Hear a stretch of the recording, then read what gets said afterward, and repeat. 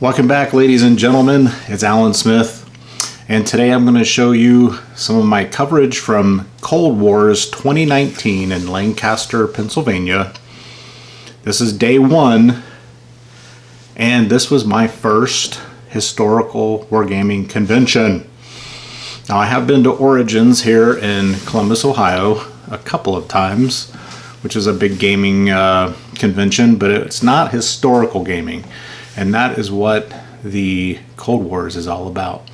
I did like going to this historical gaming convention. I met a lot of great gamers. Got to meet a lot of the guys from Little Wars TV. I got to meet Greg. I got to meet Tony. And yeah, it was a good time. The venue was something to be desired. The main gaming hall was good. It was the big open area. It had plenty of lighting. Some of the smaller rooms were poorly lit. Had an issue that this day one with the air conditioning not working. And it was hot that day. I think got up 65 or so, and with all the people and the lighting, it got pretty steamy there in the gaming halls. So looking forward to the new venue. I will not be attending, at least this year, this Historicon, which will be in this coming summer for 2019, which would be in downtown Lancaster, Pennsylvania, at the new venue in the convention center. It's connected to a large Marriott, and I heard they're making the Marriott even bigger. There's actually more parking. There's secure parking garages you can park. Nice restaurants, shops, things like that in the area. So it should be a lot nicer. My overall impression was that it seemed to me, just this being my first convention, I would say that a lot of the gaming tables were far better than others. And my take on that was, if I was hosting this event, I would try to start identifying these the clubs and the individuals that are coming year in, year out with this quality gaming tables. You know, Tom Yule had the Zulu Wars. We had Little Wars TV had their tables, and there were several others. I would want those top tables, the top gamers in the large venue area to really highlight those tables. So that would be my take on it. They were kind of scattered around. You did have to travel to a lot of the smaller rooms in the venue to really get a glimpse at some of the other gaming rule sets and whatnot. Now, I do want to point out that I did not do a lot of editing on this. I kind of wanted to just let this just free flow through the event, and that way you could kind of get more of an understanding of what it was really like to just be there with the raw footage, just walking around, checking things out. So we'll go right on in here. Now, Rob and I were able to sneak into the Vendors Hall, which was a separate building down from the main venue. we were able to sneak in all sly, and this had not been open yet to the general public, and we were able to go in and just walk around and see some of the vendors setting up. Rob knew some of the vendors from previous events that he had attended, so that was cool. We were able to get some behind the scenes info, as it were, on some of the new releases and things. So if you've never been to a gaming convention or even a historical gaming convention, you know, this is the place where you get the gold. Now here's a Sargent's. We'll get some more coverage of that on day two, and I may even have an entire separate coverage on this game system. That could be a new entryway drug for younger gamers to get into wargaming.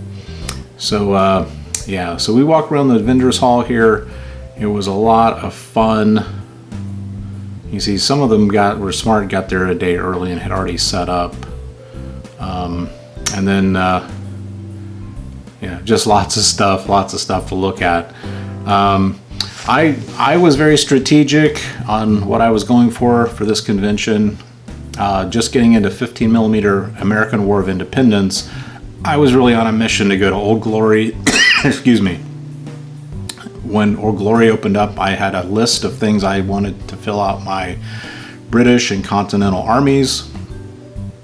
And I also wanted to pick up some books. I was able, thanks to Rob, picked up a copy of Maurice and a card set for Maurice, which are no longer in print, either one. Rise and Fight Again over Bunker Hill, a go-to rule set I was able to pick up. And as far as American War of Independence, that was kind of the thing I was going for, was a couple of good rule sets that we've played that I know are really good, and also to flesh out my minis. I did have a budget, as usual. I know how to work a budget.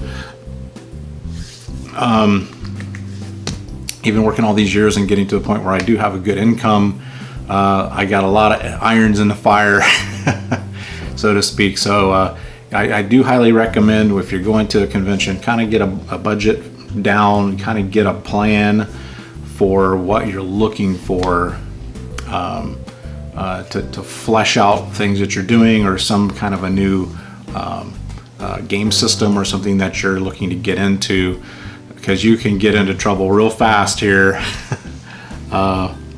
Just like I spent too much money on booze at the bar. Just a little side tip there.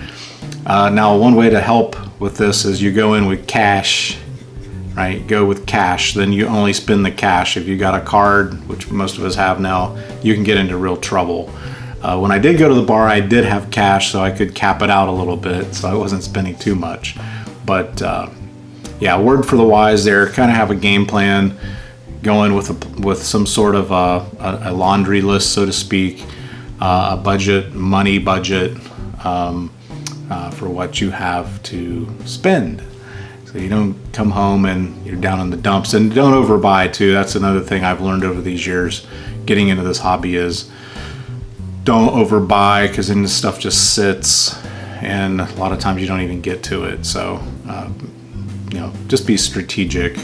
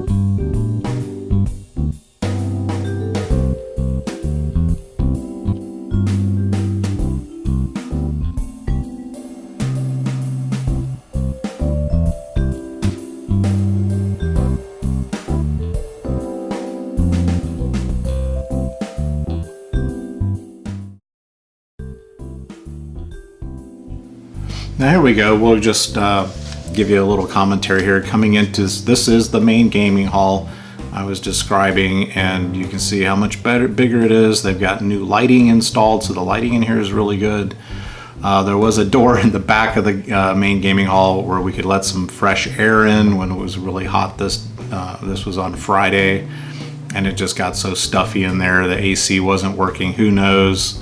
I'm not going to go into the name of the venue. They're not going to come here anymore. It's just a constant under construction process. Instead of closing the facility and redoing it, they're trying to hodgepodge, still have events and do remodeling at the same time. And that's, unless it's minor remodeling, it's always a really, really bad idea to do that. So anyway, I digress. Now here was a ship game that, definitely want to get into some ship games down the road here in the studio. So, but yeah, it's a lot of stuff, a lot to take in, a lot of sensory bombardment, but a lot of great guys, a lot of good gamers.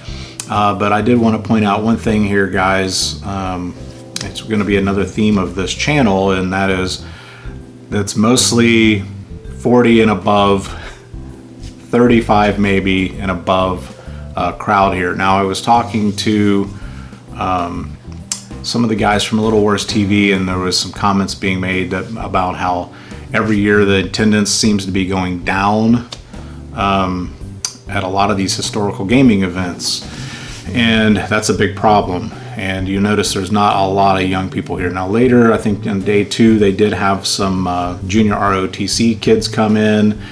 They had a table and a game going on that was specifically for, bringing sons, nephews, etc. So that's something we all need to start hashing around with each other in our gaming clubs, etc. And that is, hey, invite your nephew, invite your friends from work that may be under 30. Put your hand out and say, hey, would you be interested in? We're going to have an event, kind of see what we can do to encourage and to invite younger players to the games, and tell them, hey, you don't have to have anything. Just show up. We'll show you what to do. It's easy. It's fun. Anything we can do to spark younger players. Now, we did see some younger players, and that was encouraging. It was fun to see. And the younger players I saw here, guys, I really enjoyed. Now, here's the Anglo-Zulu Wars game that I participated in later in the evening, and it was amazing. Tom Yule was his name. This was his table, and you can see he had a cover on the mountain over there, and I forget the name of the mountain, but Islamalana. I forget the name. But it was a great game. I'll have some excerpts here in just a little bit. And, Civil War, American War of Independence, you name it, the games were being played there. And it was amazing, some of these tables. This was another all-star table. I mean, and they were cobbled away in the little stuffy little rooms instead of being out in the nice big gaming area, the nice big gaming hall.